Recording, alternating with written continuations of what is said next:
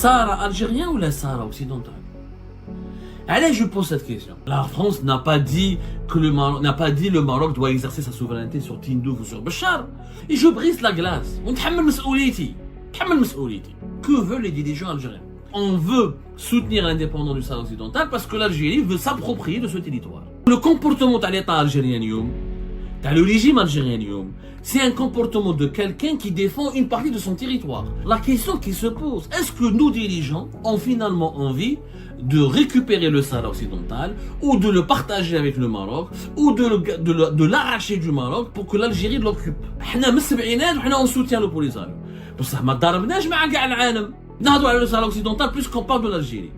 J'aimerais savoir, est-ce que حبينا ندوها à la place du Maroc? قولوها لنا. Si les dirigeants algériens veulent récupérer le Sahara occidental, ça c'est un autre débat. C'est un autre débat.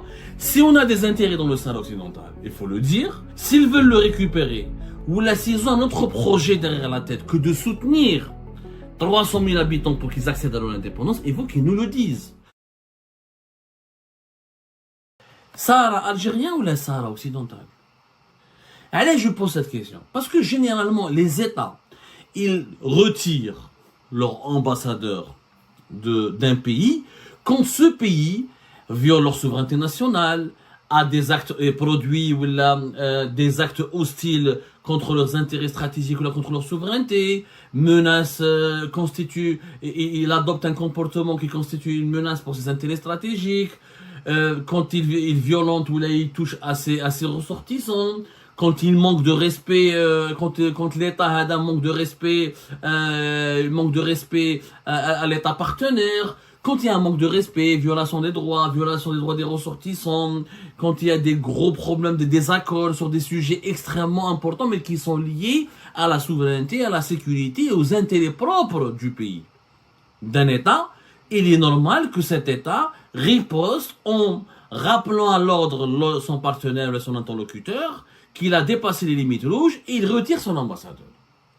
Mais la France n'a pas violé la souveraineté de l'Algérie, n'a pas sanctionné des ressortissants algériens ou n'a pas sanctionné l'Algérie, n'a pas menacé la sécurité de l'Algérie, n'a rien fait contre l'Algérie, elle a juste dit « Je soutiens le plan d'autonomie du Maroc, je considère que le Maroc doit exercer sa souveraineté sur le territoire du Sahara occidental. » En quoi cela est une menace pour la sécurité nationale de l'Algérie, pour ses intérêts, pour ses ressortissants, pour son économie, pour son intégrité territoriale?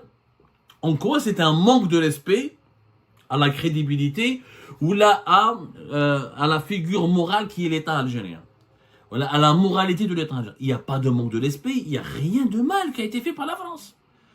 Comme l'Espagne n'a rien fait de mal.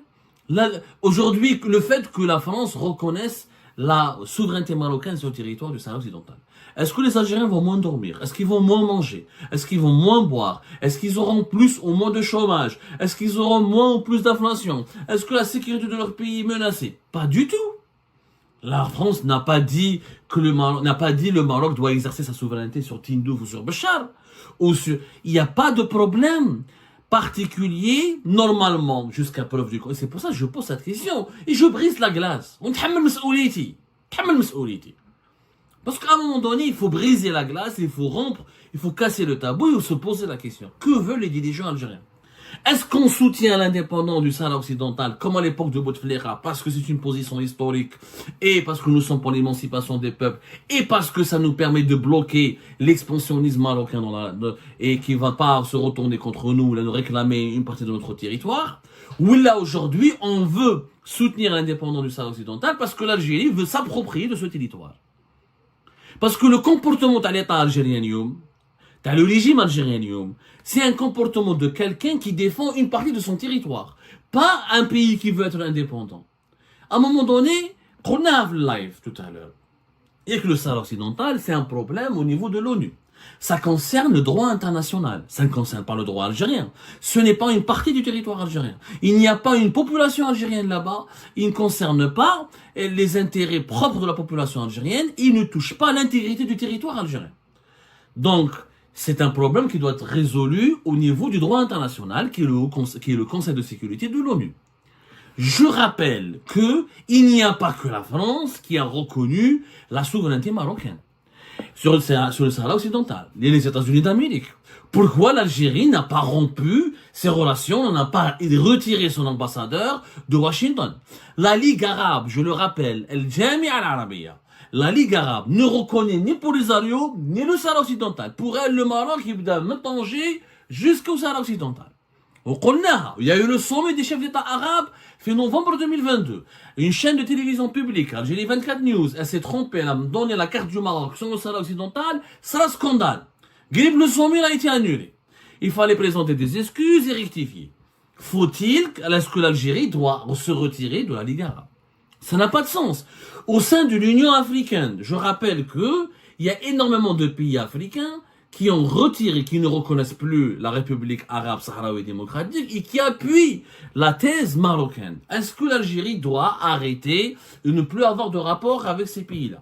Je rappelle au niveau de toutes les grandes puissances, il n'y a pas une seule puissance mondiale qui reconnaît l'indépendance du Sahara occidental ou là qui dit qu'il faut que le Sahara occidental soit indépendant. L'Inde, elle ne reconnaît plus le Polisario, elle a changé de position depuis 2000. La Chine, elle s'entend très bien avec le Maroc et elle dit que, et elle a un discours, elle dit que moi je suis neutre, il faut appliquer le droit international et pas plus. Mais dans les discussions informelles, les Chinois soutiennent les Marocains et leur disent, comme nous on veut récupérer Taïwan, vous avez raison de garder le Sahara occidental. Le Brésil, la même chose. Mis à part l'Afrique du Sud, l'Algérie, le Venezuela et Cuba, aucun autre pays important ne reconnaît ou ne milite ouvertement. Il y a des pays qui reconnaissent, il y a des pays de l'Europe du Nord, ils ne reconnaissent pas la République arabe sahraoui, mais ils soutiennent la cause du peuple sahraoui, etc. Mais il y a les 4 grands pays qui militent pour le Sahara occidental sont l'Algérie, le Venezuela, l'Afrique du Sud et Cuba. Aucun de ces 3 pays n'a retiré son ambassadeur de France. Il n'y a que l'Algérie qui l'a fait. Donc, le comportement des dirigeants algériens, la France a touché un autre territoire. Comme si on parlait de Tindouf ou de Béchar. Or, on parle du Sahara occidental. Je rappelle qu'il n'y a plus de problème frontalier entre l'Algérie et le Maroc. Que depuis 2002, vous pouvez aller voir sur le site des Nations Unies, il y a un certificat d'enregistrement qui a été fait à New York le 31 juillet 2002, où il y a une convention relative au tracé de la frontière établie entre le Royaume du Maroc et la République algérienne démocratique et populaire, selon une convention qui a été négociée le 15 juin 1972, ratifiée par les 2 pays, enregistrée au niveau de l'ONU. Il n'y a pas, le Maroc ne réclame plus rien au niveau du territoire algérien, et l'Algérie n'a jamais réclamé 1% du territoire marocain. Donc l'Algérie officiellement n'a pas de problème de divergence, de différend sur territorial.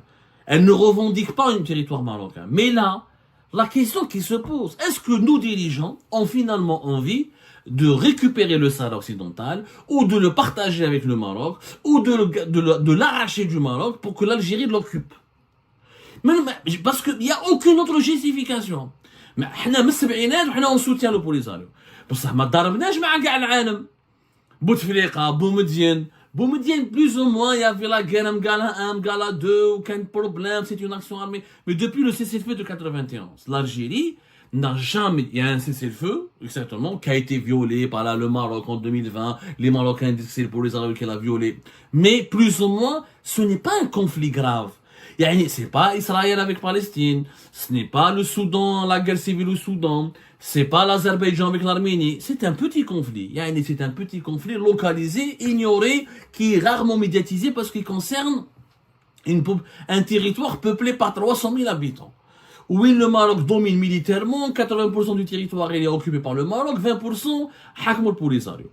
Le statu quo là depuis 1991. Donc, jamais de 1991 à aujourd'hui, l'Algérie n'a réagi aussi violemment, aussi brutalement, ou elle ne s'était impliquée aussi brutalement. On était toujours impliqués. L'Algérie a toujours soutenu le peuple sahraoui, c'est noble de la part de l'Algérie. Vous allez me dire que l'Espagne et la France n'avaient pas changé de position, mais n'avaient jamais été favorables à l'indépendance du Sahara occidental. Je répète, le droit international pour le moment dit que c'est un territoire qui cause problème. Mais il ne dit pas qu'il doit être obligatoirement indépendant. Ça n'a jamais été dit. Donc, le fait qu'on a fait du Sahara occidental une cause nationale. Le Parlement international, le Conseil de la Nation, les partis politiques, le Sahara occidental, plus qu'on parle de l'Algérie. J'aimerais savoir, est-ce que Habina Nedouha à la place du Maroc? Goulouhenna. Si les dirigeants algériens veulent récupérer le Sahara occidental, ça c'est un autre débat. C'est un autre débat. Si on a des intérêts dans le Sahara occidental, il faut le dire. Si ces intérêts sont vraiment pragmatiques pour notre pays, il faut le dire. Et puis à la fin, il faut qu'on puisse débattre de ce problème en toute sérénité et qu'on se pose la question suivante. Nous avons une balance. Est-ce que pour les intérêts de 300 000 Sahraouis, je dois hypothéquer les intérêts de 47 millions d'Algériens? C'est la question. نطرحوا عليها سؤال. انا كي ضارب على الاسبان وضارب avec la France وضارب مع الامارات وضارب لي مع العربيه السعوديه وضارب لي مع تاع relation froide avec plusieurs pays qui se rapprochent du Maroc. Économiquement, ça va mal pour nous. Ça veut dire qu'avec ces pays-là, qui mènent l'Espagne, je ne sais pas s'ils vont faire des sanctions économiques contre la France, mais c'est une option qui est sur la table. Ça veut dire qu'il y aura de moins en moins de produits sur le marché algérien, qu'on sera obligé de remplacer les produits français comme on a remplacé les produits espagnols par d'autres produits. Il y aura un impact sur l'inflation, un impact sur l'investissement étranger, un impact sur l'image du pays, un impact sur le chômage, un impact sur le pouvoir d'achat, puisqu'un pays qui se bagarre, qui se dispute avec ses partenaires commerciaux et ses clients les plus importants, est un pays qui renvoie une mauvaise image, une très mauvaise image de lui, et il n'incite pas les investisseurs étrangers, il n'incite pas les gens, les grandes puissances économiques à investir chez lui, et ça aura un impact économique et social, sans parler les visas. Si on va emmerder trop la France va riposter, le visa, comme les Espagnols, les Aéroports, le visa, diminution des lignes aériennes, diminution des lignes maritimes, qui paye les pots cassés, ce sont les Algériens de France. Et les Algériens d'Algérie qui veulent aller en France pour se soigner, pour étudier, pour faire des affaires, etc. Et pour s'enrichir et je sais pas quoi. Est-ce que ça vaut la peine, le Sahara occidental vaut la peine d'aller hypothéquer les intérêts de 47 millions de personnes? C'est la question qu'on doit se poser. Je n'apporterai pas de réponse, je vous laisse répondre, je vous laisse réfléchir. Mais la question, j'ai l'impression que Lyon, encore une fois je le dis, que les dirigeants algériens traitent le Sahara occidental comme si c'était une partie de notre territoire. S'ils veulent le récupérer, ou là, s'ils ont un autre projet derrière la tête que de soutenir 300 000 habitants pour qu'ils accèdent à leur indépendance, il faut qu'ils nous le disent. Ensuite, on doit en débattre. Et s'ils arrivent à nous convaincre, ben là, qu'on va les soutenir. Mais je doute fort qu'il y ait de l'intérêt de l'Algérie, qui est déjà un pays continent, qui est déjà parmi les plus grands, qui a l'un des Sahara les plus grands et les plus vastes et les plus beaux du monde. Je ne vois pas quel est notre intérêt d'aller annexer à notre territoire ou d'aller prendre à notre territoire alors que notre propre territoire, on n'arrive pas à l'exploiter, ni à le développer, ni à le sécuriser de façon pérenne et durable.